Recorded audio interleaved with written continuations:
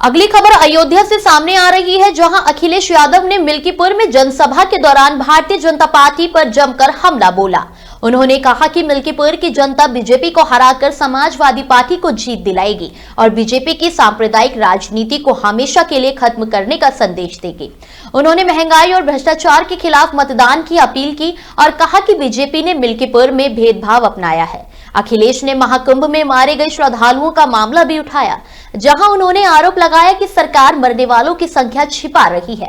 उनका कहना था कि श्रद्धालु 40-40 किलोमीटर चलकर भटक रहे हैं, लेकिन सरकार उनकी मदद नहीं कर रही है और उनकी तलाश नहीं की जा रही है।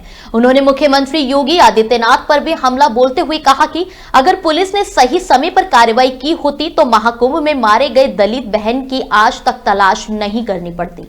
अखिलेश यादव ने अयोध्या में हुए शाहनवाज कांड को लेकर भी मुख्यमंत्री पर सवाल उठाए और कहा कि मुख्यमंत्री के पास इस मामले की कोई जानकारी नहीं थी। उन्होंने ये भी कहा कि प्रशासन में गड़बड़ियों के चलते वोटर लिस्ट में गड़बड़ी की जा रही है और अगर जरूरत पड़ी तो वह डीएम का घेराव करेंगे। अखिलेश यादव ने बीजेपी के कैबिनेट मंत्रियों पर भी तंज कसते हुए कहा कि जो मंत्री अपने विभाग को संभाल नहीं पा रहे हैं वे चुनाव क्या संभालेंगे। उन्होंने आरोप लगाया कि मिल्कीपुर उपचुनाव में प्रशासन द्वारा उनकी जनसभा में अड़ंगा डाला गया और हेलीकॉप्टर की यात्रा को रोकने की कोशिश की गई। मुख्यमंत्री जी को कोई जानकारी नहीं है।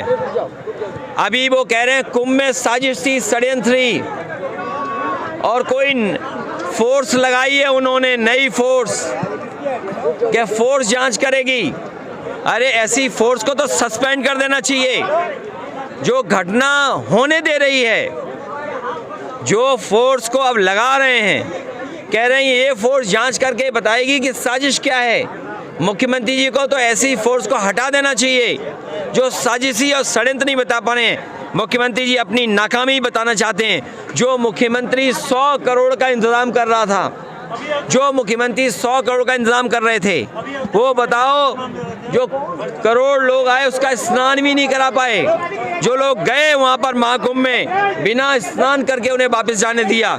ये पहली बार हुआ होगा जहां पर लोग श्रद्धा के साथ आए, स्नान करने आए, पुण्य के लिए आए, लेकिन उन्हें स्नान करने नहीं दिया। बहुत सारे ऐसे लोग हैं, ये जो मुख्यमंत्री जी दूसरों को भूमाफिया कहते हैं, उन्हें अपनी नाक के नीचे अपने भूमाफिया नहीं दिखाई दे रहे हैं। अपने रजिस्ट्री ऑफिस में देखें किसने रजिस्ट्रियां की हैं, उन्हें सब भूमाफियाओं की जानकारी मिल जाएगी।